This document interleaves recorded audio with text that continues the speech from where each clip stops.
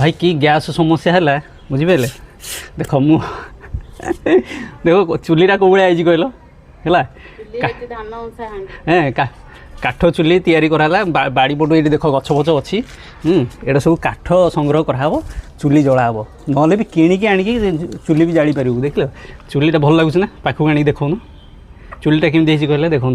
इटा थोईकी पूरा धान बसाओ कि छोट हाँडी बसाओ देख केमती पूरा माप देख हाँडी माप पूरा परफेक्ट ये कराई है देख पूरा है हाँडी गड़िया नहीं बड़ छोट जहाँ कि बसाओ है सबू कि बस पार काठ किंतु अधिक टिके लगे किंतु भल जल